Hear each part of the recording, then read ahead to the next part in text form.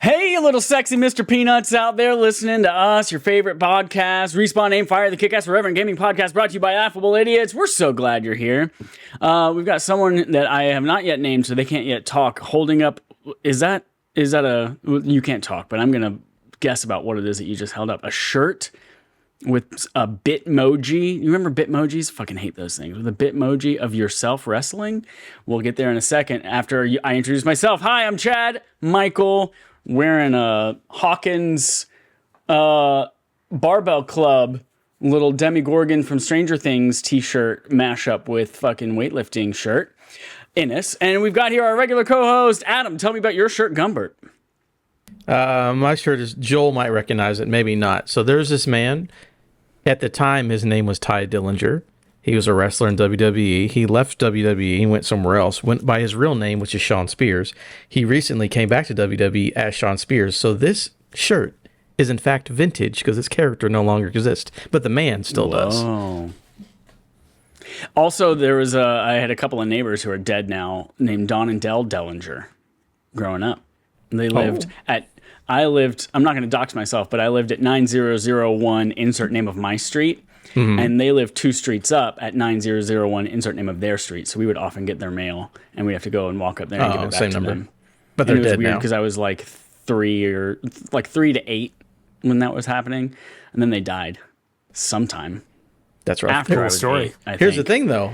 His catchphrase was he's a perfect 10. So everyone put 10s up. That's much more lively than people dying in your neighborhood. But 10. That's true. I actually don't know if they died in my neighborhood or whether they passed at the hospital or in a car wreck or on a roller coaster accident where the car came off the track and landed in a lagoon. Who knows? But maybe Cozy does because we have our other co-host here, Cozy. Well, how do I do this? Cozy? Cozy, show me your shirt, Cozy. How are you, Cozy, Alex? I actually, purely coincidentally, because we were talking about it earlier, I'm wearing the Cyberpunk 2077 Phantom Liberty shirt that we got for free at PAX East last year. I say coincidentally because it's actually going to be coming up, the 2025 edition of it this year. Will not be attending that because I'll be in Toronto, or Toronto 2, as Chad knows it, doing some other fun stuff. It is... Biggest regret of my life ever is picking up that shirt instead of the pin. First of all, I got a shirt that was too big. Second of all, the hem started to come out of it immediately. Third of all, somebody was paying $120 cash for that pin at the bottom of the stairs, and nobody wants his fucking shirt. I probably should have picked up the pin as well. I will say, shirt fits great. It is election night here in Canada. Oh. And to celebrate, I got another popper. Nice. Everyone knows Trudeau loves his poppers. But I didn't think ahead, and I brushed my teeth right before I did the podcast, so I will not be partaking in it. You can brush your teeth twice. No. I can't forsake it. It's true. You don't lose whatever buff you get from brushing your teeth the first time. Impossible. We've also got here a man who's also wearing a shirt, probably with something on it, maybe, running our 1s and 2s and making us sound good and looking good, and you can't see his shirt right now. Well, maybe you can. Yep, there he is. Joel, look at that shirt, Campos. What are you doing? Oh, you lucky fuck. There it is. Good job, Joel. For the audio people, he did get the pin from the Cyberpunk panel. I did get the pin. And you know what? I could sell this for money. Instead, it just sits in my drawer. You know what's awesome? On Video Ninja, we can see the Penny Arcade card that it's on is green, but because you have a green screen on the stream, it shows up as black, and that was cool. It's like a little void. What's your shirt though? Everyone's talking about their shirts, and you haven't shown us your shirt. Oh, this is it's a kind of funny Pokedex t-shirt. Oh, yeah. Nice. Did y'all have that? I didn't show that to the stream. Pokedex as a kid. No, you didn't show it. You showed it when you first showed up on the camera. Did y'all ever get that little plastic Pokedex, actually whenever the anime and movies started coming out? Did y'all ever have that? I wanted it so bad, but I never got it. Yeah, I never got it. I had it, but then it's what do I fucking do with it? I don't know. Just probably leave it at a friend's house on accident. I don't know. Maybe it got left in the sandbox out back. Maybe it was in a roller coaster accident and went off the tracks and landed in a lagoon. Oh, shit. It's impossible to tell. You might find out by the end of this when Don and Dellinger's ghosts come up. The only way you can find out live with us is at Monday evenings at around 8:30-ish Eastern time when we go live on twitch.tv/affableidiots. Or you can find out the results of their ghosts and the Pokedex and whether or not they perish together in the same lagoon on Wednesday mornings at 9 a.m. Eastern time on YouTube and podcast services. We have basically one story to talk about today, but also impressions about some games. We're going to kick this off with our main quest leading into our playtime. We're talking about Big Week for RPGs. We've aggregated several things from multiple people at VGC. The first is Clair Obscur Expedition 33 has shipped 1 million units, according to developer Sandfall Interactive. That does not include players who have played the game on Game Pass. The developer has announced that the game, the studio's debut title, this is their very first game, has shipped 1 million copies, noting that the number includes physical copies shipped to stores rather than 1 million copies sold direct to consumers. Although, based on this summary, I am unclear whether that includes digital sales or whether that's just physical shipped. I think it's units. just physical shipped. Fuck yeah, way to go. The number of players reached by the game is likely far higher thanks to its inclusion on Game Pass on both console and PC. However, Sandfall has yet to release those numbers publicly.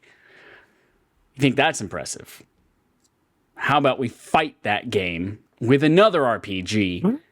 This game has proven to be a huge success for the indie studio, which many worried would get lost in the fan excitement around the decision to shadow drop Oblivion Remastered 2 days before this game's release. So yes, Oblivion Remastered is out. This has caused some to express concern that two large RPGs releasing so close to each other could potentially cannibalize each other's sales, but with Bethesda announcing that over 4 million people have played Oblivion Remastered since its release, it appears that both publishers are happy with their respective launches. On Steam, the Oblivion remake has already achieved a peak concurrent player total of over 170,000, according to SteamDB, making it by far the most concurrently played Elder Scrolls game. For real? Of all the times Skyrim's come out, nobody's played, they haven't played Skyrim with over 170,000 concurrents at the same time? Concurrence. That's wild. Concurrence is tough. Yeah. I know. Yeah, I know. But that's, all right. I guess Skyrim didn't really exist when not Skyrim, Twitch and things like that, and all these ways to see how everyone was playing it didn't really exist when Skyrim launched, so there wasn't as much hype around it. And Skyrim was also stealthily the thing that brought it to the masses, so it probably didn't happen on day one. I get it, Adam. I get it. So yeah, two big RPGs. Are any of you playing one or both of these games? I'm particularly interested if you're playing both of these games. I have played neither, so I will defer to the others. All right. So today is Cozy's last day on the podcast, everyone. Damn. Thank you so much for being here, Cozy. I know that I have played both, and I think someone else here has also played both, but I cannot speak for him. Yeah, I've played both. I've definitely played both. Somebody talk about it. Well, I would just say, as far as the news goes, that was the thing where everyone knew that Oblivion was going to get shadow dropped. We knew about it forever. Came out, it's just oh man, seems like they're going to really take the legs out of this indie game or whatever. And they both seem like they're doing extremely well, which is good because you have a little nostalgia hit that I think is a little better than just a nostalgia hit. With Oblivion coming out. Speaking of shadow drop and releasing 2 days before, I love at the very end of that reveal where the guy is and it's my pleasure to finally be the one to tell you it's dropping. It's bitch, no, we've known for months that thing is going to shadow drop and that it's imminent. And I'm the first one. Yeah, no, it's great. But, everyone's going to worry about them cannibalizing each other or whatever. But no, they both have done extremely well. Again, for Clair Obscur being a studio, a new IP, and, the reviews have been crazy. Again, we have 1 million shipped, plus all the digital people. So that game's well over 1 million players within the first week. Oblivion also is a huge deal. We talked about the numbers before. So it's cool that a brand new IP from a new independent studio could succeed at the same time that a game from 20 years ago that came out of nowhere. It's cool that a lot of things are doing well right now. And it's just shout out. Because there could be a different world where no one gave a shit about either one, and then people are complaining about something else online, I suppose. But no, shout out to both. They're both eaten, so that's a good thing. And as someone who's played both, I mean, they're both very good. I've enjoyed both in equal measures. So shout out to both of them. I'm a little bit on a different page. So I started Oblivion just because like the hype, it got shadow dropped.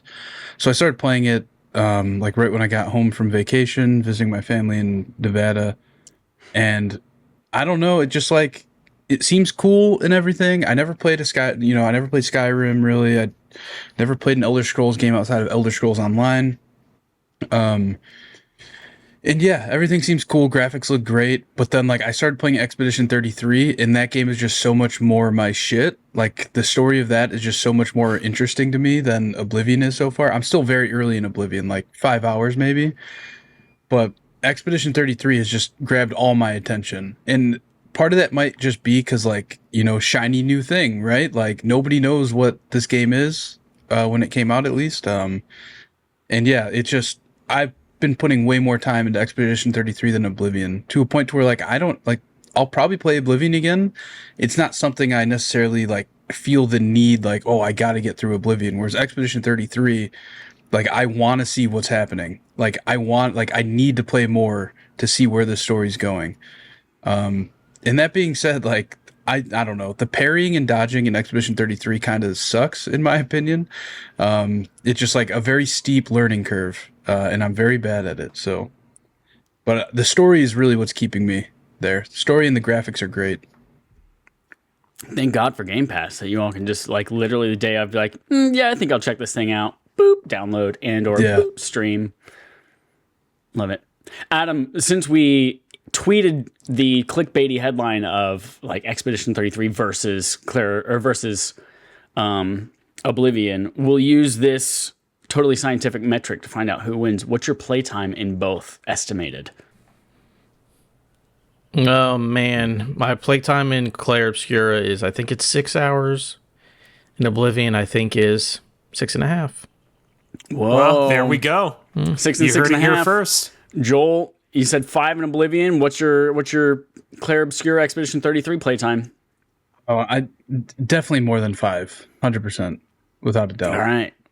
Well, I've got 17 and a half hours in Clair Obscur, so I think that one wins. Oblivion fucking sucks, according to IGN. 8 out of 10 said Wow. IGN, which is, on the IGN scale, sucks out of 10. Just kidding. I've never played Oblivion. I've only ever played like an hour of Morrowind when I was like 13 years old. And so I have no horse in that race, other than the fact that I watched the whole reveal and it looks very, very pretty. I do want to say that one thing I saw online, I haven't verified this myself, but apparently since the game is basically the old game remastered, is that a lot of the old mods that people had made for PC they all still work. So there's already like hundreds of mods. That's cool.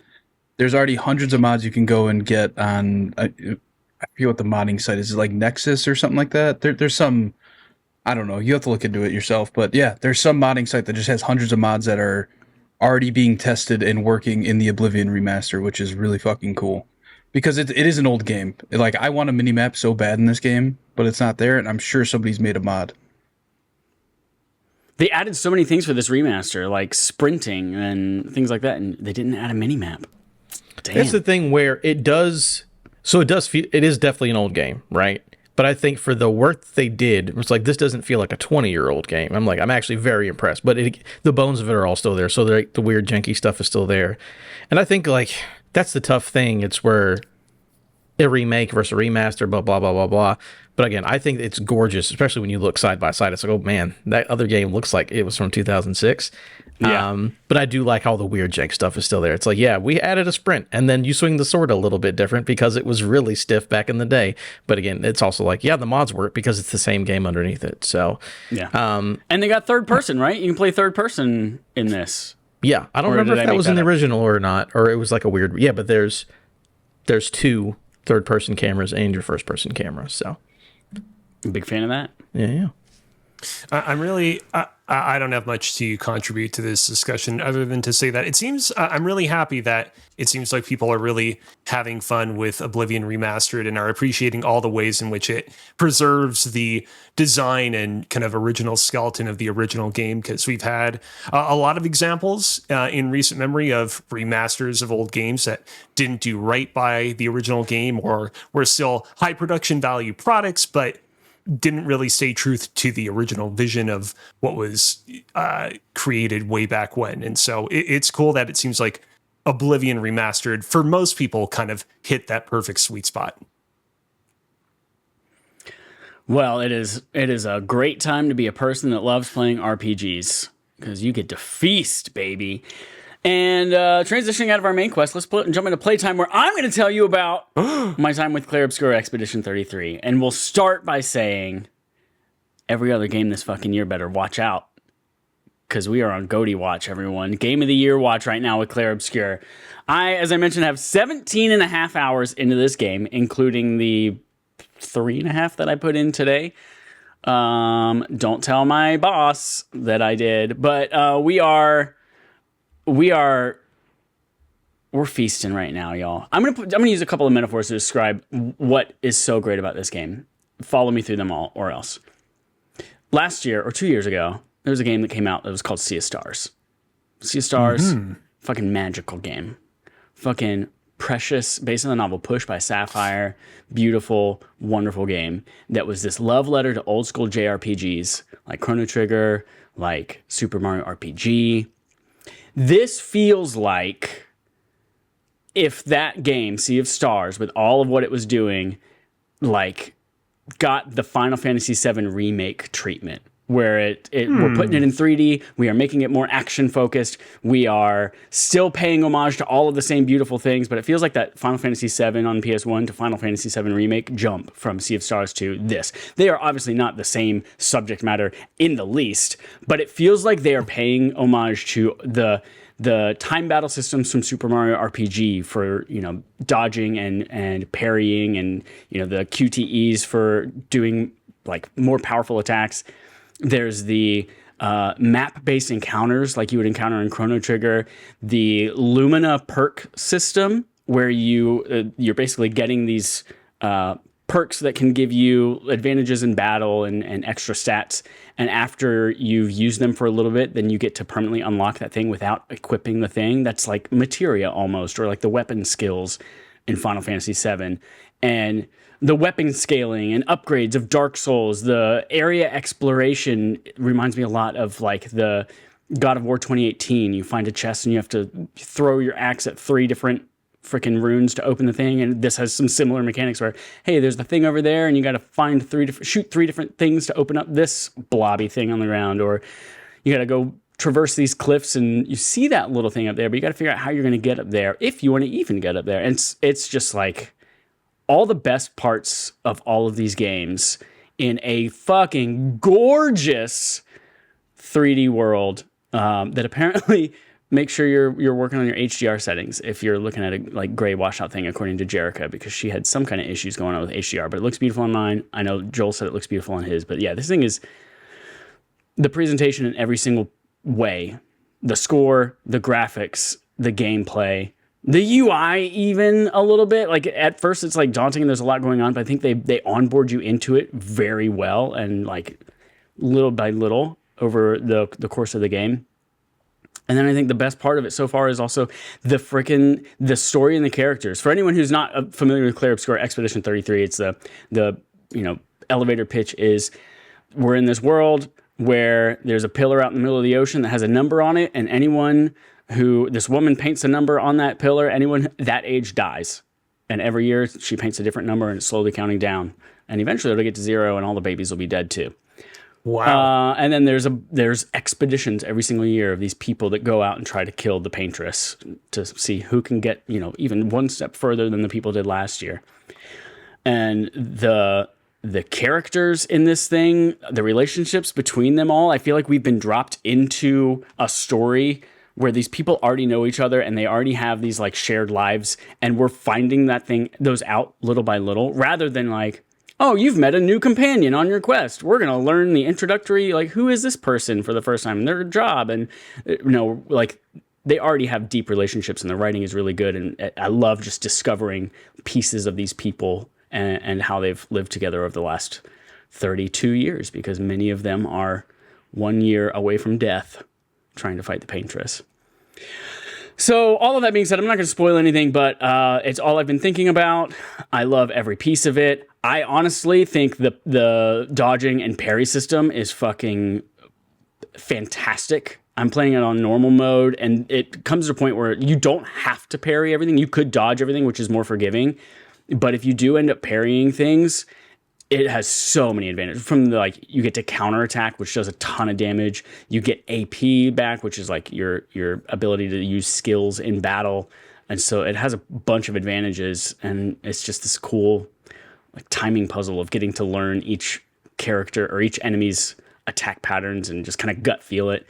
And you can also take that into, there's like secret bosses, like mini bosses on the side of the main quest that you can stumble upon, and you could fight them really early if you wanted to. Like you could brute force your way just with counterattacks and parries.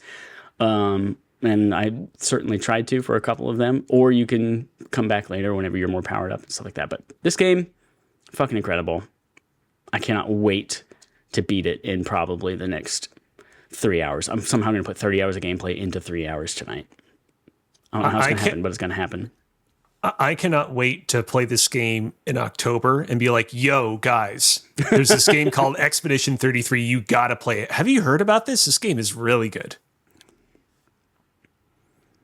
Only qualm with it, I wish, two qualms with it, actually. First is something that happens in media all the time, and that's these people are obviously some kind of relation to French, because they often will speak French words occasionally, but their accents are all British.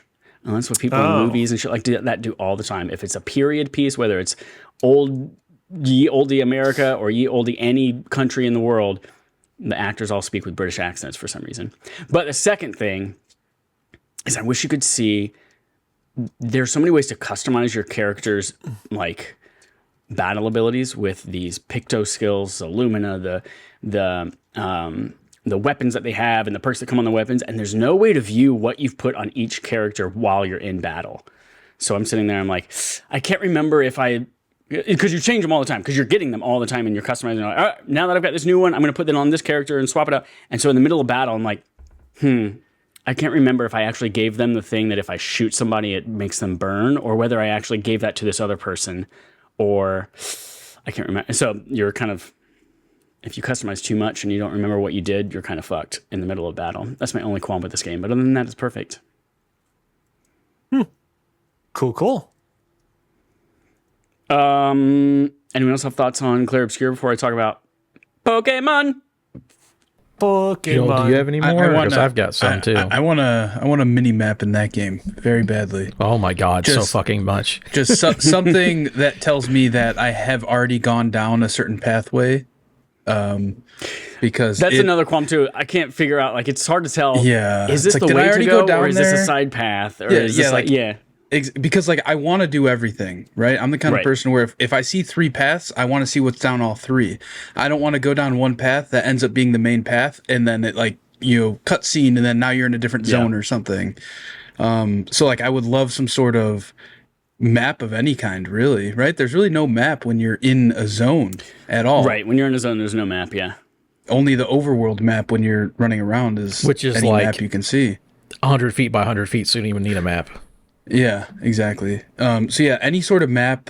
I'm thinking something along the lines of like, I think like Assassin's Creed, the way they do maps, where like if you've seen something already, it's like revealed on the map. You know what I mean? Where it's like some sort of like fog of war type thing, where it's just grayed out, but then once you discover it, you could see that you've been there.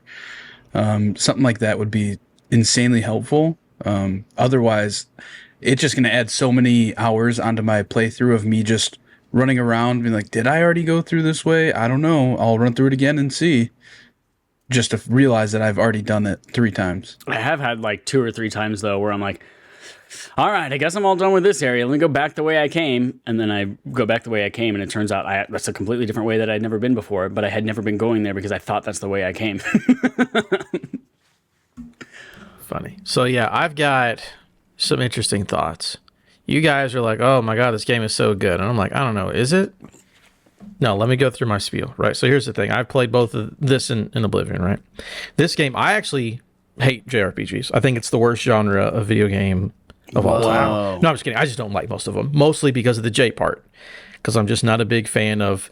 My guess is the way that games are local. I think it's the localization. I don't think it's the Japanese thing specifically. I think it's they're so fucking talky. Every fucking JRPGs let me talk for 20 hours and then you can play a fucking gameplay section. I don't like that. This game, I think, fixes a lot of my issues I have with normal JRPGs because it's not the turn-based stuff. Where I like the story. The characters are awesome. All of the performances are great. You know, Charlie Cox and the girl who played Shadowheart and everyone is here having a good time. And the combat being more interactive, I like a lot. Just stand there turn-based is fine, I guess, but this game is doing a little more for me than most JRPGs. Again, there are definitely some issues. Like I think the parrying and the dodging are bad. As a person who's beaten multiple Souls games and Jedi and tons of games, Sekiro games where you need to parry, it does not feel good in this game just because the animations sometimes just take a long ass time. And it's like, oh, I'm waiting for him to swing. Still waiting. Oh, there he did it. And I missed the fucking window. And it's like, all right, guys, whatever we're doing here. But all that said, though, like I like it a lot. I think I'm not really comparing them, but like I like it more than Oblivion at the moment. So I'm gonna definitely be like I never would have been a JRPG most of the time, but this one I will continue to do because again, like Chad said, the story and the characters are actually interesting, which is not true for most JRPGs for me. Wow. So I'm like, dope. I will do that. I'm not gonna rush, and I don't know if it's gonna be my number one game of the year, but I actually want to finish it. So that says a lot for most of these games in this genre that I do not like. So shout out to that. And it's gorgeous. Characters are cool. I like. You're telling me that Pikachu is not an interesting character? No. Wow. No, but he can say Pikachu like 30 different ways. Here's what he says. He doesn't even say Pikachu and Meowth specifically say words. Well, no, Pikachu just says his name. You're right. Yeah. Pikachu spoke. Meowth says words. I don't know if he got to it, Chad, but Pikachu spoke in like the 20-second movie. I'm not talking about the movies. I'm talking about the video games. We're talking about video right. games here. Cozy. Yeah. Okay. Detective Pikachu. He was running. Well, here's the thing. That's right. Yeah. He spoke in Detective Pikachu. Pokemon as well. is the only turn-based RPG I actually enjoy, like a lot. That I've played a lot. Again, I haven't played every JRPG, so I'm not gonna say, but that's the one that I do like. When I try to play Final Fantasy, I'm just like, I can't do this. Like, I'm good for multiple reasons, but this game does not have those issues. So, and also, me and Joel talked about it. Everyone's talked about it. That's fucking Robert Pattinson. I don't know what happened where they got just so much like Robert Pattinson. I don't know what happened where Charlie Cox had to come in and do his voice instead, but that's fucking Robert Pattinson with a goddamn beard. And I will not. I think anybody say so. Otherwise. The people that made this game are French people. The studios in France. They're ex-Ubisoft people. I think French people just all look like Robert Pattinson because I'm on like my 5th crew member person. And the next guy looks just like Robert Pattinson, but a little bit older than the current Robert Pattinson. And then there's another guy in here that looks like a really old Robert Pattinson. Maybe that's the way they design their characters. It's like, this is the general Frenchman, and it's just Robert Pattinson, just different ages. I don't know, maybe so. But no, Chad, I actually like a JRPG, so you should be happy because this is the one good one that's come out in the last 5 years. Wow. So congratulations to them. All right. Cozy.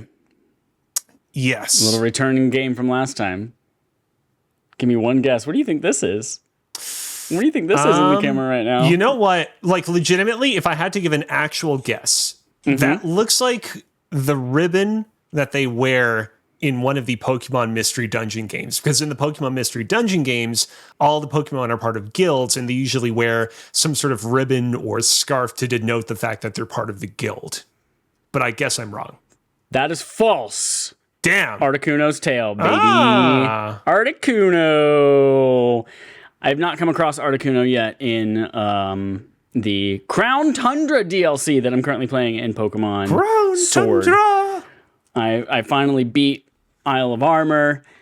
saw that Gigantamax Urshifu versus Gigantamax Urshifu, battle it out, like dope mustard battle. It was cool. But now I'm playing Crown Tundra, and I'm over there. I got into the little like roguelite dungeon area where it's just like legendary Pokemon after legendary Pokemon after legendary Pokemon.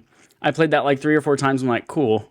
Is this the whole DLC? And then I realized, no, if you just walk outside, there's actually an entire story and quest. And I was like, oh, okay, got it. Okay. So yeah, I'm a little bit in there. The mayor's lost. I can't find the mayor. There's a new mythical Pokemon that I met with like a big old balloon head. And he's like a weird deer who likes to eat fruit or gather crops or both. Who knows? But yeah, having a good old time with that. I was going to work out on my lunch break today and play a little bit more, but guess who played more Clair Obscur instead? So I'm going to do that right after this podcast instead, or maybe I'll play more Clair Obscur. But yeah, so chipping away at this. I am starting to see though like the end of the tunnel, and I will be done with my Switch-based Pokemon games soon, and moving on to. I can't decide if I'm going to go try to finish Black 2, White 2 on my iPad, or whether I'm going to try out Pokemon Emerald is how you say it, I think. Emerald? Is that the French? Robert Pattinson way of saying Pokemon Emerald? Emerald is my favorite game in the series, but I would say that if you're midway through Black and White 2, you might as well just finish them up. I think I've had enough time away from Black and White where I think I started Black and White 2 and I was like, this feels like more Black and White. But I think I've had a couple of months away from it that I think I might just go back and clean that up with all those cheat codes. Cool. That's it. That's what I'm playing right now. Let's jump to Cozy. What else you got on here? So I've been playing a few things, but there's not necessarily a lot that I feel like I can talk about on the podcast. I beat The Outer Worlds, which of course is our barf game for this month. We of course will be doing our barf review of The Outer Worlds in place of next week's episode of the podcast on May 5th. Definitely write in your thoughts to the show and or invite yourself onto the show. If we think you're cool, we'll let you review this game alongside us. As long as you're available at this time next week. Yes, at this exact time next week. We will not reschedule you no matter how cool or nice of a person you are, unless you're Obama, in which case we might reschedule the episode. Who knows? Elections are tonight. It is election day in Canada. I was going to say. Could be Obama. All that said, I will be saving most of my thoughts for the game on the episode. I think this is going to be, much like the Crisis review, I think this is going to be a very interesting discussion that we will have. If you're on Blue Sky, you might have already seen some of my preliminary thoughts, but I will save the rest for this upcoming episode. So outside of The Outer Worlds, I finally saw to completion Metroid Prime Pinball, which is a little game that I have been playing over the course of the past couple of weeks and talked a fair bit about on last week's episode of the show. Metroid Prime Pinball, just to very quickly recap, basically retells the story of Metroid Prime 1 in pinball form. And I said it on last week's episode, and I will say it again. This is a surprisingly fun game coming from someone who, like, in general, has very little to no interest at all in pinball games. They did a fantastic job of adapting that GameCube classic into pinball form and getting to the end game, which basically involves beating a bunch of boss characters across a bunch of levels and eventually getting to the Impact Raider in Metroid Prime 1 and fighting the titular Metroid Prime, was a lot of fun. I was definitely white-knuckling it a little bit by the end because I didn't want to lose my lives. But in the end, I managed to see it through to the end credits, and I'm just very, very profoundly impressed. This game, let me tell you, very expensive to get a secondhand physical copy of this game. About a year ago, when we were at PAX East, we actually went to that one used game store afterwards that had a copy of the game. I can't remember its exact price, but it was definitely Bowser's Dungeon or Bowser's. Yeah, it was like Mario themed.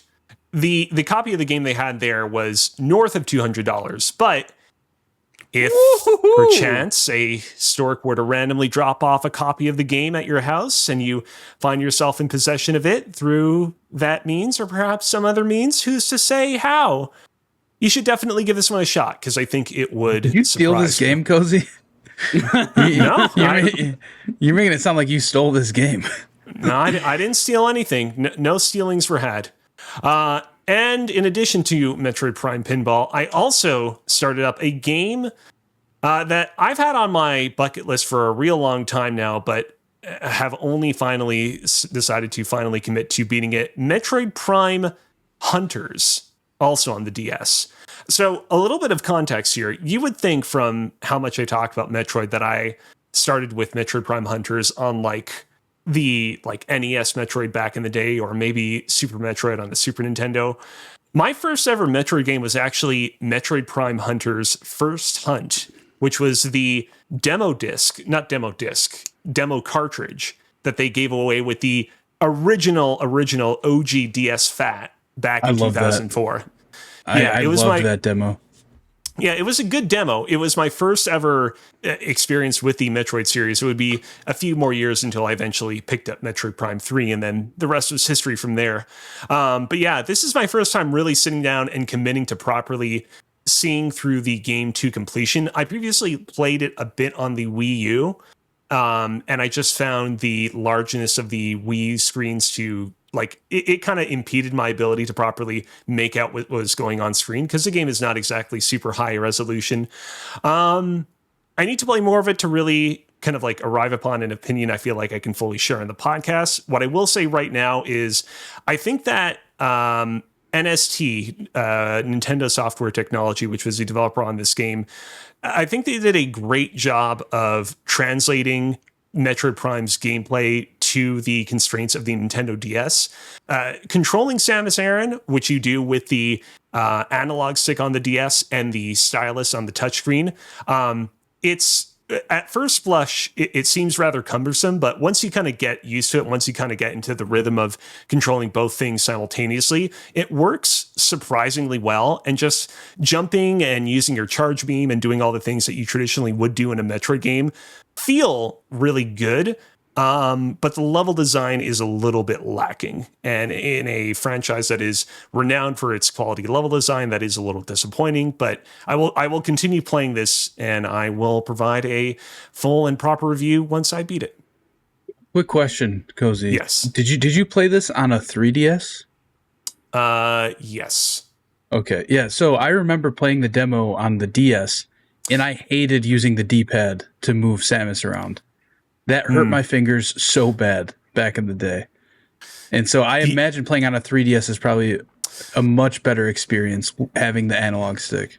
It definitely helps. It is one of those things where I didn't even really think about that. I just sort of took my blessings for granted in that regard. But yeah, definitely being able to move around with the 3DS's nub stick, whatever you call it, is definitely much appreciated with this game. And remember when they released the new 3DS and it was like, hey, it's more powerful, but also we got this nub, y'all. We got this little C nub on here. A little nipple. But the problem, nipple, yeah.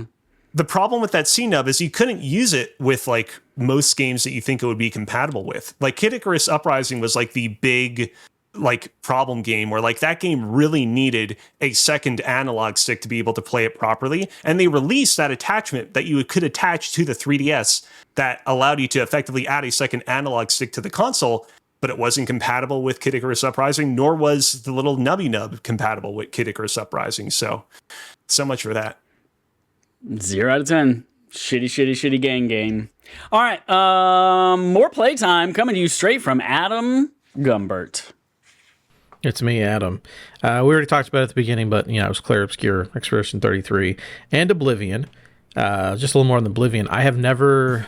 So as a kid, I think I maybe played 30 minutes of Oblivion, because I was in maybe a freshman in high school or something like that.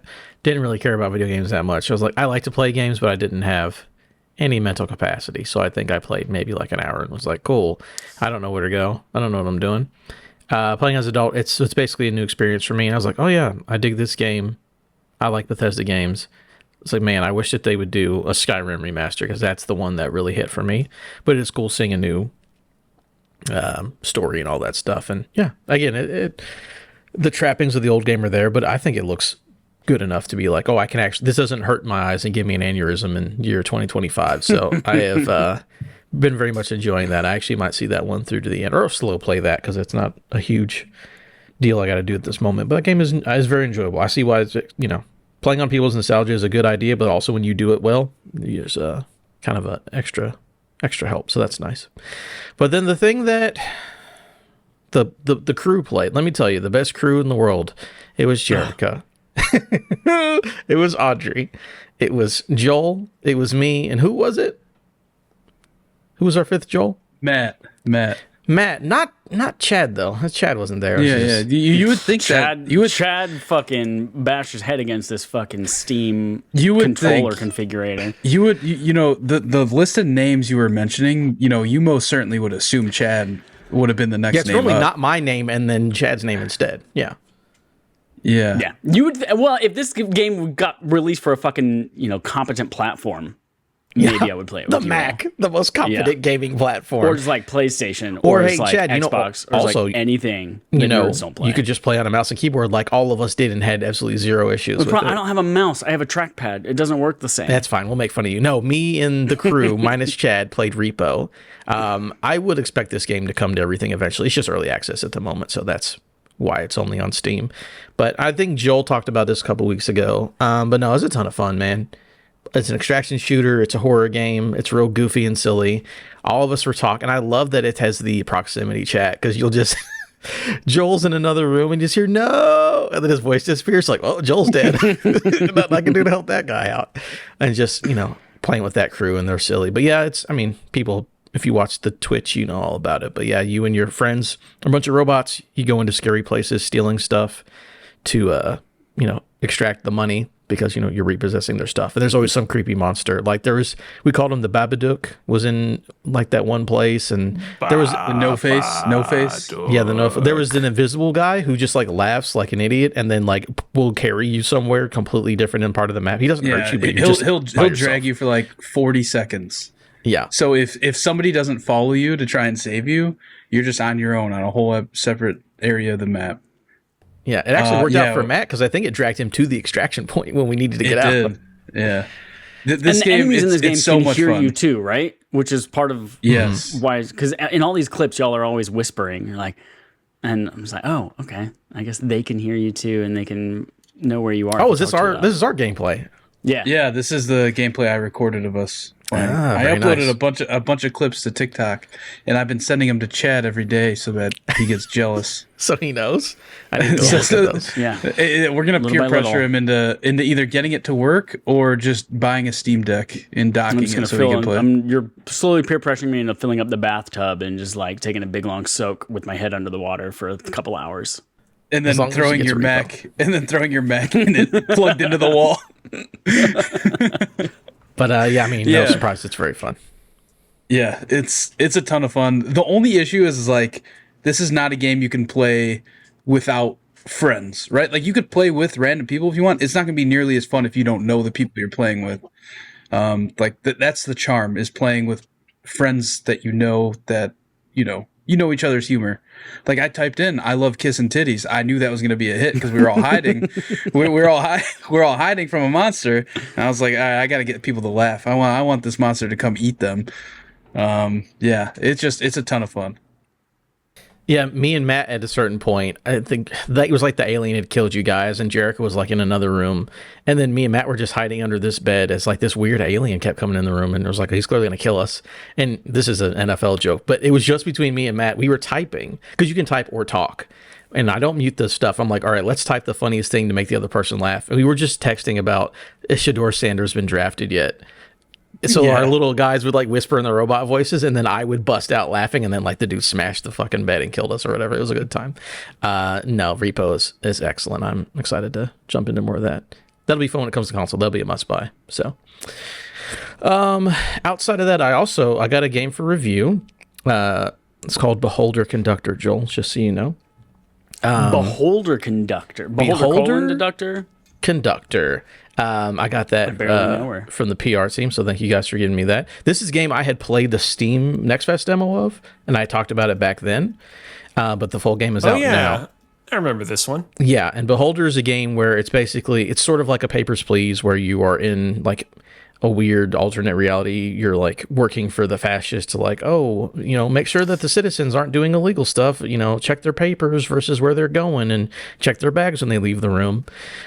So that was the demo. And then the game is just like the demo's like the first, 45 minutes of the game. And then I've played past that. And I'm at the point now, I don't want to ruin it too much in spoilers in case people try it out. Again, if you've played it, there's a bunch of Beholder games. I played one where you like run an apartment and you're like doing the same thing with people in the apartment. This one, you're on a train, running the train, obviously conductor. Mm-hmm. But it is super fun, just like the Papers, Please. Like, let me check this versus their stuff. Go into people's bags, like, oh, this lady has a gun. Straight up, just in her bag. Guns aren't legal though, so I can't report her for it.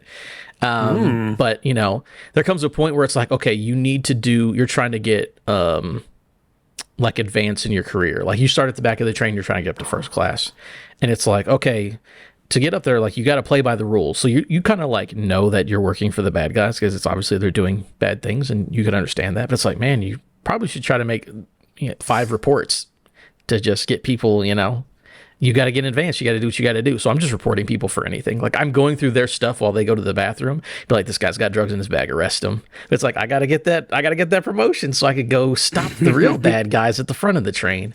But yeah, there's like a whole, subplot of like, there seems like there's a rebellion and they're like, well, we're going to tell you the truth. Everything you think's going on isn't going on. And this guy's like, help me do this thing and I'll help you find the truth and stuff like that. So it's very fun. Also, just based on the demo, I've made other choices that I didn't happen in the demo in the same part of the game, where there was this lady who eventually can like hurt somebody, but this time I just reported her for something illegal. So she never had that moment. She was already arrested instead of doing the thing that could have been a big story point later on. So I think that was pretty interesting, but yeah, that one it's pretty cool. So I would check that out. I like the demo a lot. I'm liking the full game. So Beholder Conductor, if you're into a Papers, Please on a train where you are the bad guy.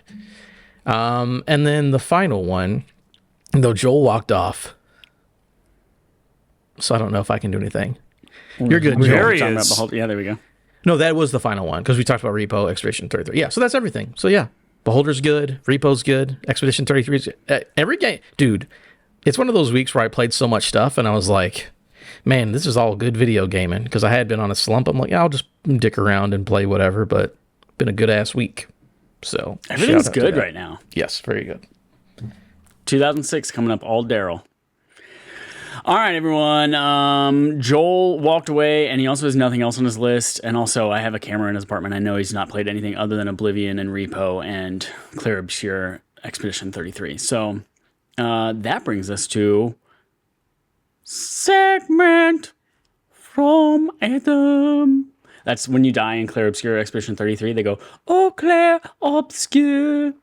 Oh, yeah. Yeah, it's like the real sad whatever. I Googled. Well, technically, I Apple Translate apped it on my phone, and it means light and dark. Light and dark, Expedition 33. You know what's really funny about that game? Just real quick.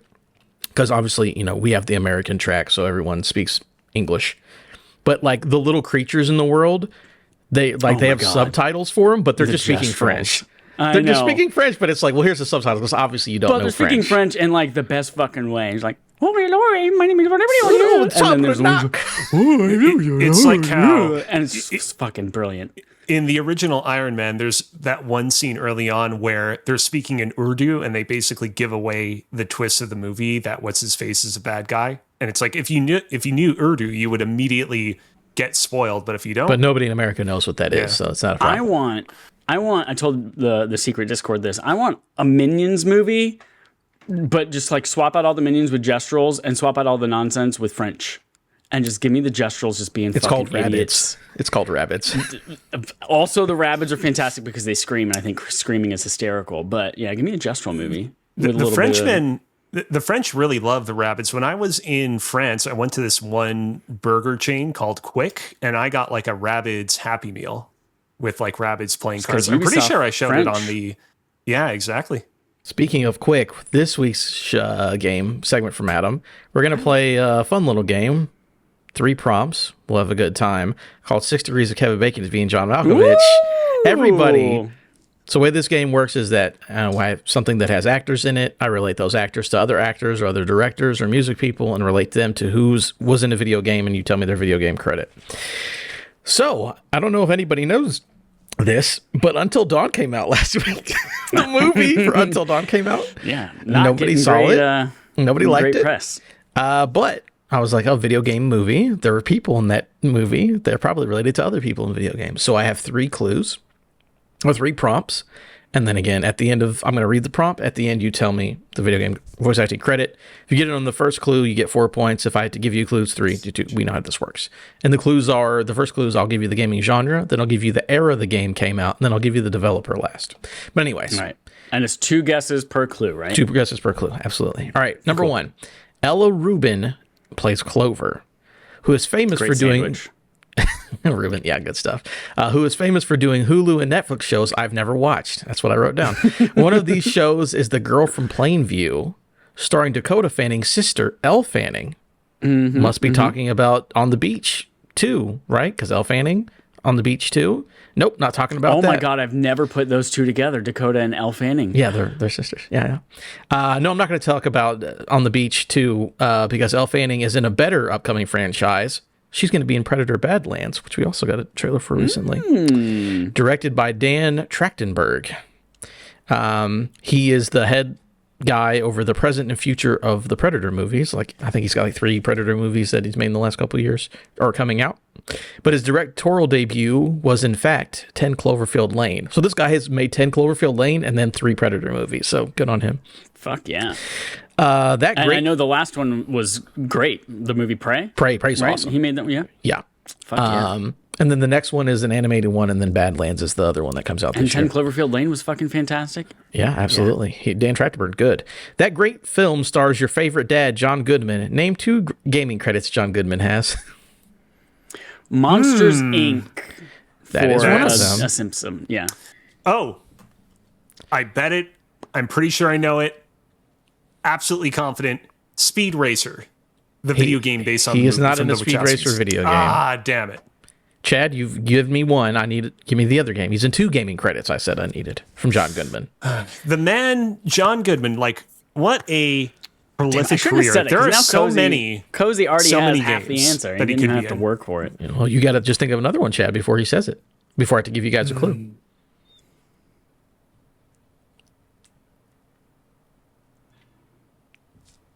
Any other clue? Assuming he's only ever been in licensed games. He does we have gotta- about 10 gaming credits. Oh shit. Okay. Yeah, that's why I asked for 2 of them. Monsters Inc. I will take Monsters Inc. Technically, it has a full title, but I will take Monsters Inc.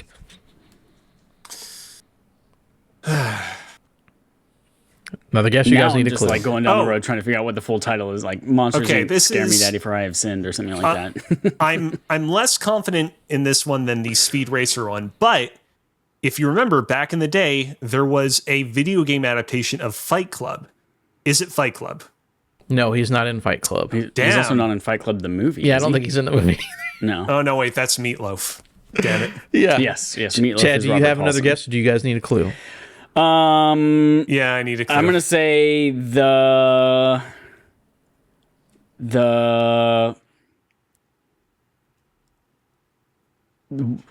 Lady Killers. No, no, incorrect. By the way, there are Okay. 2 Monsters Inc. games. It's Mike's Monstrous Adventure and Monsters Inc. Scream Arena, but I will count that as whatever the same. No one would ever guess that. Okay, so the first clue is gaming genre. I mean, licensed games, I would say. There's some racing in here. There is one first-person shooter, but licensed first-person shooter and racing. Disney Infinity. No, good guess, but he is not in Disney Infinity. I don't think that Adam would quantify this game as falling into the categories he listed, but just to cover my bases, Kingdom Hearts 3. No, he's not in Kingdom Hearts 3. Okay. I suspected that they probably used someone lower budget to voice Sully in that game, but I just wanted to be certain. All right. We both get one more guess. We've already got Monsters Inc. Give me one more game this guy was in. I mean, technically you was in 2 that we named, but it's fine. I'm gonna say Disney Dreamlight Valley. Congratulations, Chad. Give yourself... Oh shit! How many points would that? One clue is 3 points, right? Because if you get on the first one with no, it goes to 3, 2, 1. Yeah, so give yourself 3 points for that. Yes, John Goodman. I mean, again, a lot of James P. Sullivan. But yeah, Disney Dreamlight Valley, Lego The Incredibles. Don't know why Sully's in that game, but he is. Wait, how many points did you say I get? You get 3. 3? Okay. He was in Emperor's New Groove, had a game. Oh yeah, The Bee Movie had a game. Jerry Seinfeld's B movie. Yeah, Jerry Seinfeld's B Movie. And then there's multiple Cars games that he is in. I guess like Sully's like a guest character. That's or so whatever. wild because I kept thinking Cars for some reason. No, he's not in any of the fucking Cars movies. Why would he be in a Cars He's in game? the game. Turns out the he is. one game that's not a licensed game, he was in 2011's original Rage. I remember that being a thing. He was in the commercial. yeah. He was in the first Rage game. It's like They one of the main played that characters. on Breaking Bad in an episode. I think it's season 5. Yeah. Maybe season 6. Very cool. All right, so Chad has 3. Cozy has 0. Moving on to the next person from Until Dawn, the movie 2025 that nobody saw. Michael Camino plays Max. He is known for his roles as Victor Salazar in the Hulu television series Love, Victor. A recurring cast member in that show is Mekhi Phifer. If you don't know his work, you may recognize his name dropped in the Eminem song Lose Yourself, as well as being in 8 Mile itself, which is funny that he mentions Mekhi Phifer in the movie that Mekhi Phifer's in, whatever. All the Eminem connections must mean something, right? Give me Eminem's one gaming credit. Skate 3. No, it is not Skate 3. It's definitely something in that vein, though. Like, it's simultaneously not what you expect, but also very on 50 Cent brand. Blood in the Sand. No, he's not 50 Cent Blood on the Sand.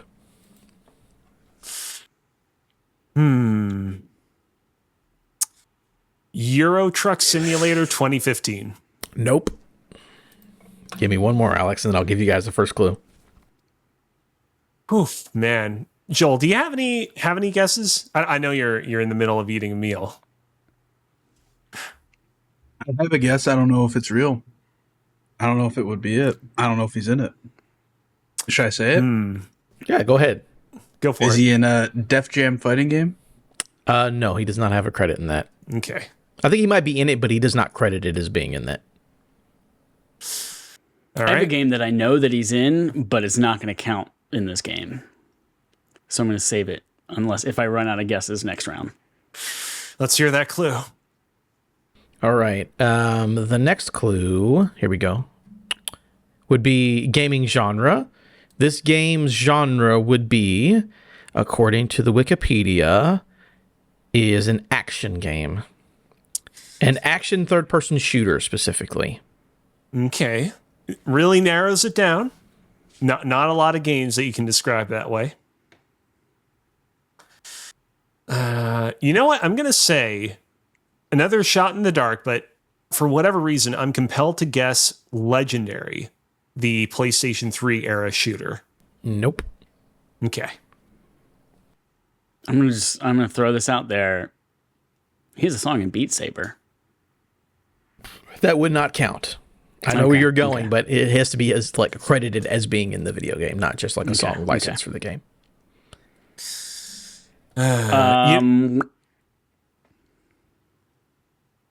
One more guess from each of you, unless you need a clue. I can go again and give you a clue. Don't give me a clue. Okay. I want to make a guess. Mm-hmm. Rain of Fire. No, good one though. Okay. I remember that game and that movie. Cozy, you got one or you want a clue? Cooking Mama. Nope. Because he You should should've have asked to for a make mom clue. spaghetti. No, yeah, that was showed up on his Wikipedia, but that is not it. Next up would be the era the game came out. This is a PlayStation 2 original Xbox era game. So think of that Okay. generation, original Xbox and PlayStation 2. Crazy Taxi? No, good guess. Okay. Okay. Fantastic. Tracy Taxi, one of the best third-person shooters of all time. Oh, that's right. Third person shooter. This one won't help you at all, but it was also on PlayStation Portable. Okay.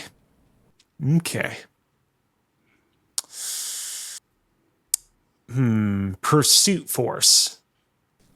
Nope. No. GTA Vice I wonder- City Stories. I was gonna What's say, that, Joe? I wonder if he has a credit for Fortnite. He's in Fortnite. You're right. Not a PlayStation right. 2 Xbox game, but yes. Was my GTA Vice City Stories a No, that was no? incorrect. Okay. Yeah. Damn. All right, I'm out of guesses. I just looked it up. Yeah, this is kind of crazy. Yeah. You know what? Yeah, what should be like Jack- Super Mario 64 or something. He did Yoshi's voice in the mod. I'm going to go with Jack 2. No. Okay. No Jack 2. All right, our last clue. Normally I just give you the developer, but this won't help, so I'll give you the developer and the publisher. Neither one of them are going to help. It's from Genuine Games. That's the developer. Okay. No, genuine or genuine? Genuine. It's Genuine Games. No, Genuine Games. Published by Vivendi Universal. Is he in Dead Space? No. No, that's too late. Oh, it's PS3. That's why, Yeah. Ah, man. Vivendi. What the fuck else did Vivendi do? I don't know if you would quantify this as a shooter, but Mark echoes getting up. Contents under pressure. Nope. Good guess. You're in the realm, I guess. Okay. Not really. Games published by Vivendi that nobody remembers, except for me. We got one more guess apiece. Might be getting a big goose egg on this.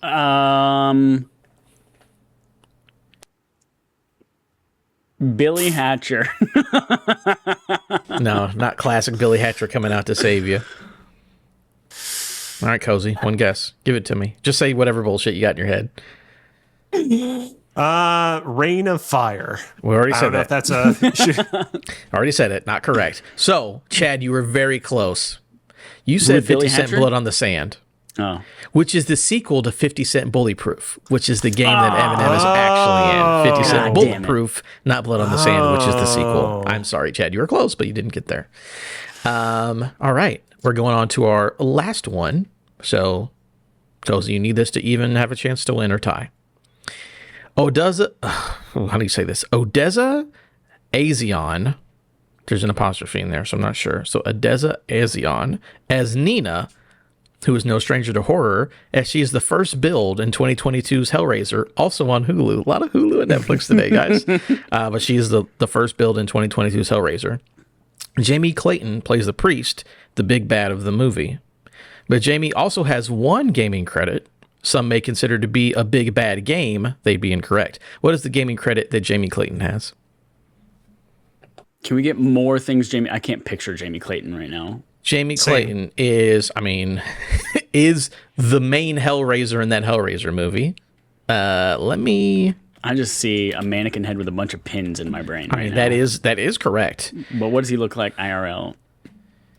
Jamie Clayton, what else? Sense8, BoJack Horseman, if that helps. The Snowman, Oh. Equal, Twilight of the Gods.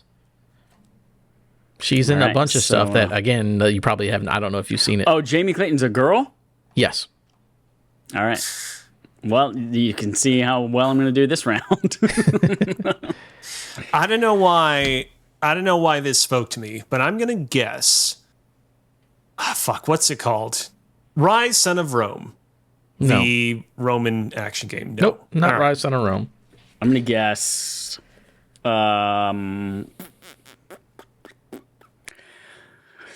Chronicles of Riddick: Escape from Butcher Bay. Ooh, good one, but no.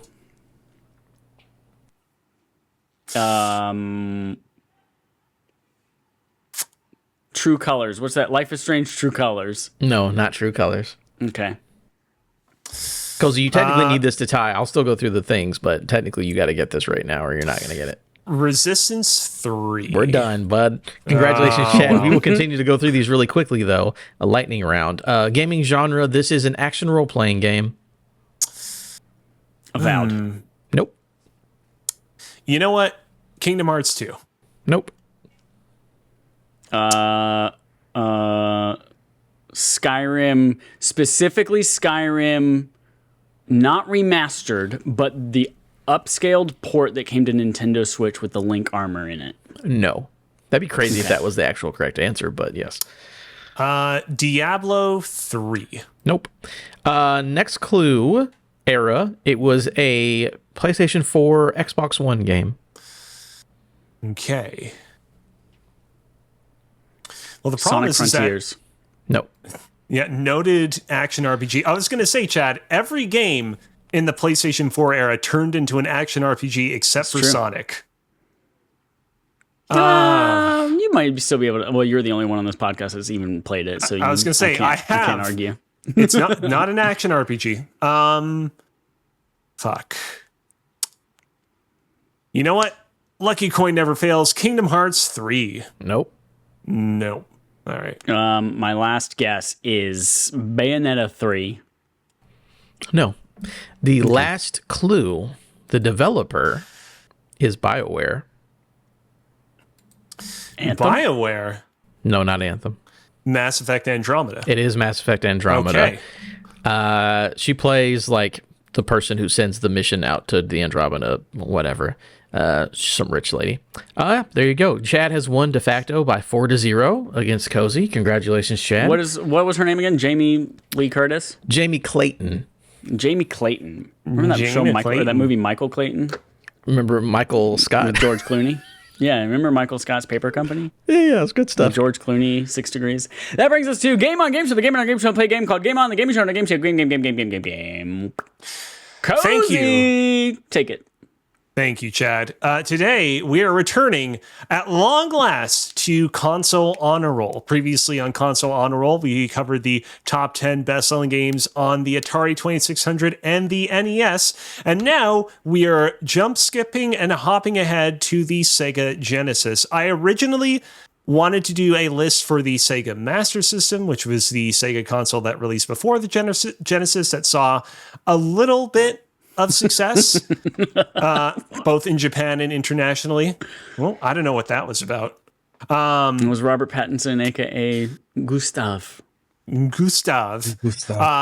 But I wasn't able to find concrete sales data on VG charts, Wikipedia, or otherwise on what the best-selling games on that platform were. So we're skipping ahead to the Sega Genesis. Like the previous few lists, the NPD group / Circana did not exist during the era of the Sega Genesis. So this is all based off of the Wikipedia page. So someone else out there has more concrete sales data on the platform's top 10 best-selling games. By all means, feel free to write in, correct us, let us know, because I got until a friend who then, used to be a manager at GameStop. They might know. maybe, who knows? Call them up right now. Call them up right now. You can use them. Boop, boop. Hey, Adam. Hey, what's going on? Do you know a place to get better, more reliable numbers for video game sales? I just do historically? Wikipedia. Oh, okay. Gotcha. Hey, Alex, I talked to my friend who used to work at GameStop, and he just uses Wikipedia. So, have you tried that? Wow. All right. The rules as usual. I'll be reading off 4 clues per game on each entry of the list. Everyone will have 2 guesses overall per game. The fewer clues have been revealed, the more points you shall receive. And each contestant, both Chad and Adam, have a lock that they can declare once per game. Are we ready? I have 2 clarifying questions. Yes. The lock can be applied at any time or only after the second clue? At any time. Okay. The second question, I think we established this last time. If we feel like we know what the next one's going to be, we can say it as soon as you... when can we shout the name of the game? Like if we know Mario is going to be the best NES game... As soon as I say the number. So when I say number 9, as soon as I say number 9 before Okay. I say the clue, you can shout it out. Cool. Don't worry, Chad. I don't know Sega Genesis that well, so it's not going to be a big deal. Oh, I also did not have this, but I had a Game Gear, and I assume that they share a lot, so Must be the we'll same. see. All right. And with that, let's start with number 10. The 10th best-selling game on the Sega Genesis is a fighting game that was developed from the ground up as a home console title. Clue number 2. This game features a cast of 9 playable characters pulled from different time periods. Clue number 3. A port of this game with the subtitle Challenge from the Dark Side was later released on the Sega CD. And finally, clue number 4. In an alternate timeline, this game might have been titled Everlasting Winners. I'll be honest, I don't even know what this game looks like. Golden Axe is gold. I know that's a Sega thing, right? Is that not Golden Axe? Okay. Double Dragon. It is not Double Dragon. Okay. Adam, do you want me to? It is not Final Fight. What's do you want the me to last read the clue clues again? No, just the last one. Just the last one. In an alternate timeline, this game might have been titled Everlasting Winners. I'm just like, what's the opposite of that? Would you be like... Hold on. Can I give one final clue? Sure. And their clue is going to be a 5-second clip from the game. You ready? For it. I don't know what it is, so that's fine. Oh, shit. Hold on. I should probably share. Hold on. Now that I have knowledge of a final clue that I didn't have before, do I get a third guess just in case this triggers it for me? I have no idea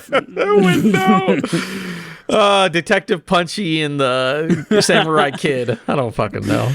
It is Eternal Champions, so nobody gets a point for that one. Nope, never heard of that. Yeah. That's gonna from now on. That's gonna be the final clue if they don't get it before the end. That looked like the detective from Heavy Rain crossed with the frickin' I Know What You Did Last Summer hook killer fighting Rogue from X-Men.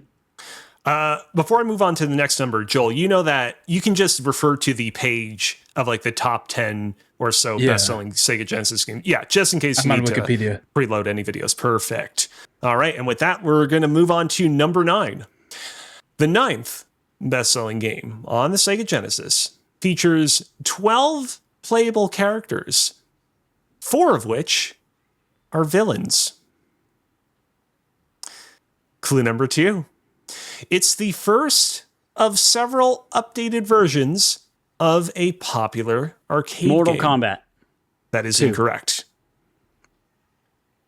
I will accept Mortal Kombat 2 as a single answer. I will not accept that as an answer, but I will give you one more possibility. That is incorrect. Fuck. Clue number 3. I mean, this should be obvious by this point. It was developed and published by Capcom. Stop giving clues because I just have to guess. I know it's a Street Fighter, obviously. Street Fighter, fucking Ultra Turbo. I will not accept Ultra Turbo. Street Fighter 2 Deluxe. You should have let me read the final clue. Clue number 4 is this game's subtitle contains 2 words, the first of which is a synonym for winner. The correct answer is Street Fighter 2 Edition. Special Champion Edition. I wouldn't have got that. But I would have accepted Champion Edition. I wouldn't have got that either. Don't worry about it. All right. No points so far, but maybe we'll be able to pick up the slack with this next one. Number 8. The 8th best-selling game on the Sega Genesis. Watch like the next 8 of these be different versions of Street Fighter 2. Is a sequel to one of the most publicized games of 1992. Mortal Kombat 2. It is Mortal Kombat 2. Give yourself 4 points, Chad. Good job. All right, here we go. The most funny thing about this, I have no fucking idea what years the Sega Genesis was out. I couldn't even put the clues together. What is it, like early 90s? 1991 was SNES, right? It was 1989 that it released in North America. Yeah, it was. It came out earlier than people remember. Number 7. The 7th best-selling game on the Sega Genesis is a non-EA sports game. Mind you, this is during a time where there were a lot more NBA 2K. non-EA sports games. It is not NBA 2K. Damn it. Clue number 2. It was developed and published by Midway. Non-EA, 3. Developed and published by Midway. Okay. I said Tecmo Bowl. It is not Tecmo Bowl, unfortunately. Clue number 3. This game's exaggerated sense of realism was a huge inspiration on titles like NFL Blitz and MLB Slugfest. NBA Jam? It is NBA Jam. Give yourself 2 points for that. All right, yeah, Chad, you got my points. Oh, yeah, I'll write them in there, yeah. Thank you. 2. And we're moving on to number 6. The sixth best-selling game on the Sega Genesis is based on a popular movie. The Lion King. And that is incorrect. Aladdin. That is also incorrect. Clue number 2. The movie that this game is based on was itself adapted from a popular science fiction novel. Clue number 3. The game features 2 playable characters, one of which was portrayed by actor Sam Neill in the movie it's based on. Jurassic Park. Ooh, I said that first. That is correct. I will I'll award this one a tie. I'll give you both 2 points. Okay. Whew. Feels good. Feels good. God, this was what, number 7? This was No, number 6, wasn't it? number Number 6. 6? Ooh, boy, we didn't know the fuck we were doing. This is one of those games. Whenever people talk about this game, they very fondly remember the dual gameplay of being able to play as either Sam Neill or the raptor. Velociraptor. Which, I mean, I'll give them credit. Wait, find me a gameplay of the Velociraptor where you play as the Velociraptor. Here's what I'll say. Are you doing the same credit. shit? Are you doing the same shit, or are you doing I want you guys to see is the this Velociraptor clip. trying to eat Sam Neill when you play as him? Are you guys ready for this? Watch this Yes. clip I'm ready, where we kill this Velociraptor. What's a Dilophosaurus? Because he's spitting. Yeah, this is the spit. Whatever. You just fucking throw a rock and it Grenade. blows up No, in it's his a grenade, face. bud. It's a grenade in the corner. Oh yeah, look at it's the frag grenade in the top left. You got 13. You know, Alan Grant using all his frag grenades. But yeah, this is one of those games where everyone fondly remembers the fact that you could play as a Velociraptor in this game, but I would suspect that if you went back and played this game, it wouldn't hold up very well. But I've never played it myself, to be honest. Remind me in 10 minutes to go Google Velociraptor gameplay of Jurassic Park on Sega Genesis. Until then, let's move on to number 5. The 5th best-selling game on the Sega Genesis is actually 2 different games that, for whatever reason, were included on this list as a single entry.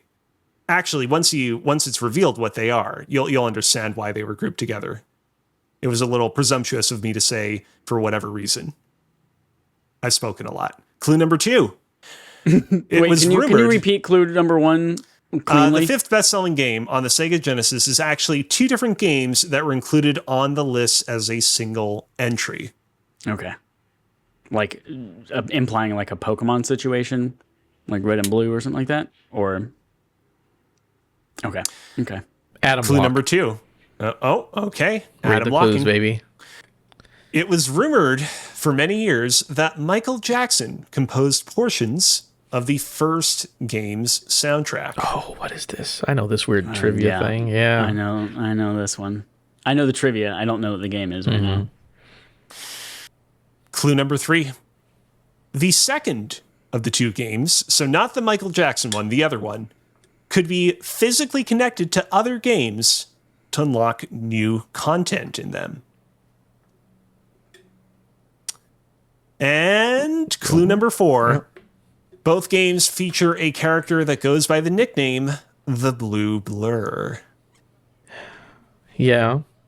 What's the combo pack? You said they both have a character that goes by the Blue Blur? Yes. Oh, I know this one. Fuck, I know this one. I'm just going to let God you get it damn because I don't know. Sonic and Knuckles. I know that's not right, but... That It's Sonic and is- Knuckles and also Sonic the Hedgehog 3, right? I will give it to Chad for getting both of them correct. That is 1 point for Chad. Yeah, the minute it was a double pack, it's like, fuck, no, there's no way I'm going to get the second one. And Hey, with that, Joel, where's Knuckles? With Knuckles. Where's Knuckles. Knuckles?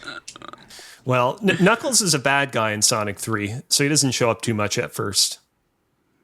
Not until you buy the expansion. Yeah, not until you buy the expansion pack. Number 4. The 4th best-selling game on the Sega Genesis is a game that was lauded at the time of its release for its smooth animation. Clue number 2. Chadlock. It is a third-party game that launched on many other platforms at the same time as the Sega Genesis version. Can you read that clue one more time? Sorry, I was daydreaming.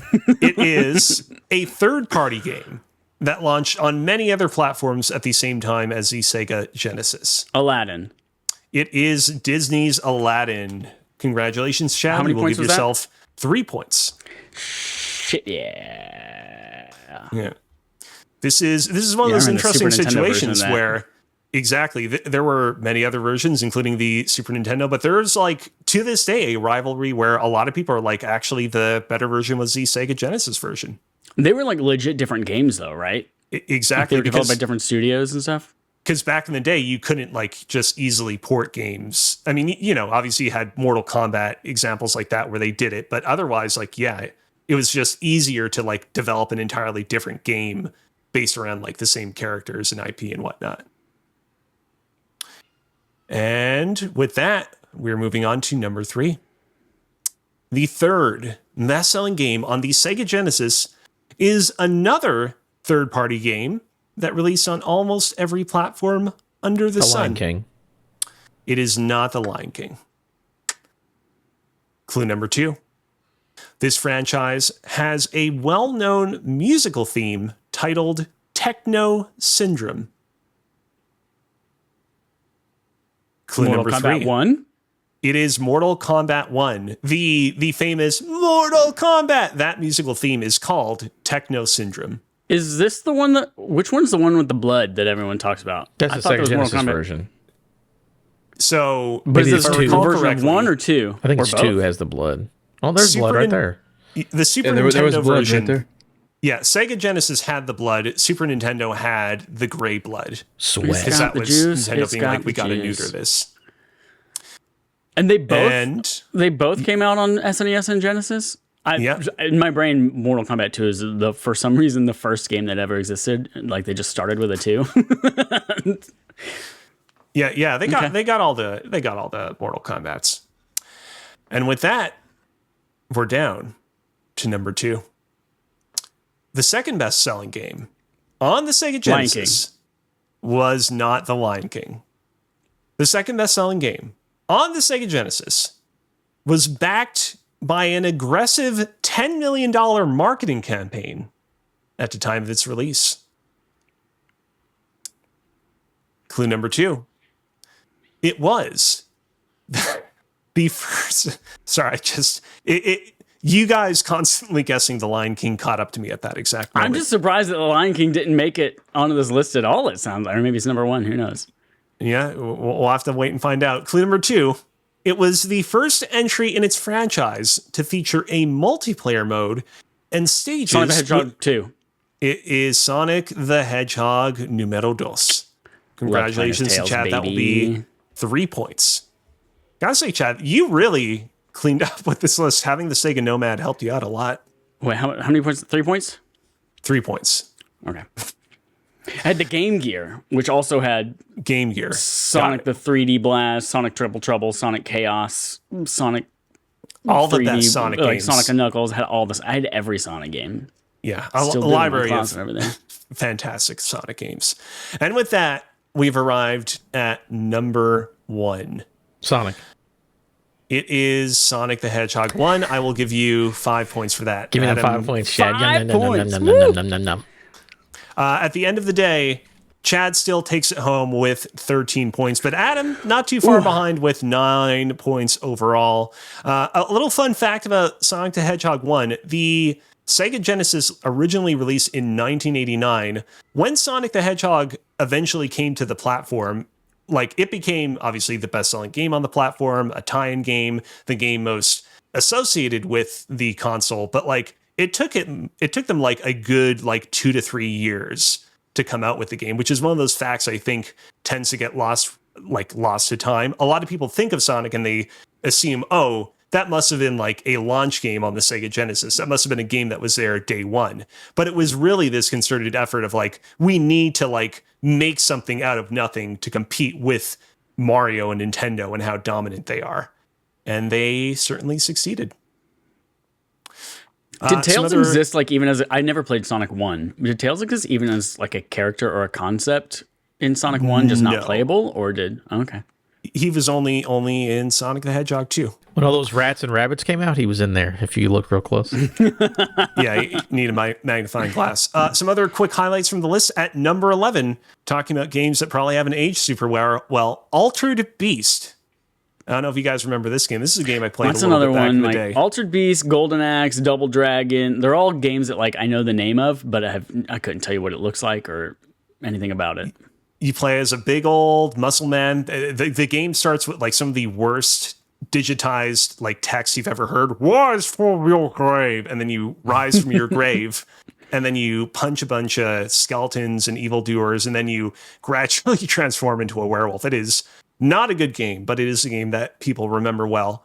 At number 12, Mortal Kombat 3, rounding out the list. And at number 18, the Mighty Morphin Power Rangers game. Solid. And that is all. That game was dope on SNES. It was. Woo! All right, that's it for Game on Game Show. That is it for episode 393. What are the chances? We gotta figure out where 400 is gonna land. Is that gonna be like SGF, like Summer Game Fest? Are we gonna have a super jizzy celebration of everything all at once? Hey, Everything Chet, what's everywhere 7 all at weeks once? from now? Let me tell you. That's the second week of June. Is it? Yeah. Should be. Oh shit! Maybe the first Oh, week. but next week we're just doing Yeah, that's Barf true. and a Rafter Dark. So, all right. Episode 393 of Respawn Aim Fire. We haven't talked about it much at all in this episode, but hey, we have a Patreon over at patreon.com/Respawn Aim Fire where you can donate, but not donate. What do you call it? Pledge? You pledge $1, $1 for less than the price to support a small starving child in a third world country. You could support this podcast for a month. You know what you get in return? We don't go save children. We don't even get you a cup of coffee. We give you exclusive content for 30 days, including Rafter Dark, where it's educational. We teach you about poppers. We teach you about dollar movie theaters. Most recently, we teach you about drugs in France. Curious what I'm talking about? Subscribe on patreon.com/respawn-aimfire. And if you're not a patron, you have access now to Rafter Dark 2, which is the episode where we do, in fact, talk about poppers, both the soda and I guess you could call it a drug. It's a drug, the VHS cleaner. So go check out patreon.com/respawn-aimfire. And while you're there, I actually have not checked it out this week. Cozy, is there a poll up for Barf? There is. For next month? Ooh, There is. What's on it? So, as indicative. Sorry, sometimes I try to, you search your noggin for the word and the word doesn't fully come to you. And then when it comes to you, it's like it's trying to make up for lost time. And Say you dick say and it cum one more 5 time. times. Indicative. As indicative by the fact that I talked a lot about Metroid games earlier on in this podcast, I'm on a little bit of a Metroid kick as of recent. And so for May's Barf poll, I let people choose between 4 different popular Metroidvania titles: Blasphemous, Hollow Knight, Ori and the Will of the Wisps, and Shadow Complex Remastered. And now leading the poll with 100% of the vote is Hollow Knight. So I gotta tell you. Yes. I've been looking for an excuse to scratch that. I played Hollow Knight on Switch, but I've been looking for an excuse to get me some trophies, baby. And I want to go back and play that before Hollow Knight Silksong comes out and gets me a bunch of points on Fantasy Critic this year. So I'm I pumped. downloaded Hollow Knight for my flight to Japan, and I never ended up playing it during my trip there because there just wasn't enough time. So this will be a great excuse for me to finally play it myself. But if you out there are like, man, I really would rather have them play Ori and the Will of the Wisps, I mean, better go create 4/5 accounts and compete with it so that you guys can get your proper vote in. But it's looking like it's going to be Hollow Knight. I mean, also, Ori and the Will of the Wisps is incredible, so we should do that again next month. But go vote for that. Patreon.com/respawn-aimfire. If you're listening to this live, you have, not live. If you're listening to this on demand, you have, a few hours left before the poll closes on April 30th. So go do that right now. If you missed that deadline, we still got your $1, you fucking fool. Hey, we haven't asked in a while. Anyone doing anything outside of this that you want to promote at all? No. Anyone out there Not in now. Chicago playing Star Wars Unlimited, hit Joel up on Twitter, Campos63. How's Kenny doing with those cards? He built some good decks. Y'all battled yet? No, I have been at weddings every weekend this month. Not a so lie. Classic Not Joel. a joke. Not a lie. Not a joke. I've been at weddings or out of town, so I have not had time to play, and I have another wedding this weekend. So Remember when he said that he only had like 3 weddings for the rest of the year, but he's got Yeah. 4 or 5 back to no, back. this is the third one. Go listen to After Dark 2, which everyone has access to now, as like a record of Joel lying to all of us about the number of This weddings. is the third one. This is the third one I'm going to. 3 in a it's the row, and last you're done one. for the year. I don't believe it. Yeah, it's true. Survey says that was a lie. Also, All right, well, if next you got Star After Wars Dark, Unlimited I and you're got getting married, then hit up Joel in Chicago. next After Dark. I got some wedding stories, some tales from weddings to tell. Well, what we should do is, like, from here on out, every single episode of After Dark should start with the Joel wedding segment, where you recap what's been happening in the world of weddings as of recent. Be good for the We'll rest play of the some year. church bell sounds and all that kind of stuff too. It'll be great. It'll be a good segment. In fact, well, to tie it all together, we'll all just start by going bing bong, bing bong, bing bong. And that'll be our church bells. All right, that's it. Sounds like no one else is doing anything worth promoting outside of this. So that means you get your full fill of us right here, Respawn and Fire, on demand, Wednesday mornings, 9 a.m. Eastern Time, YouTube podcast services. Until next time, here's our usual sign off. Joel lied. Remember that.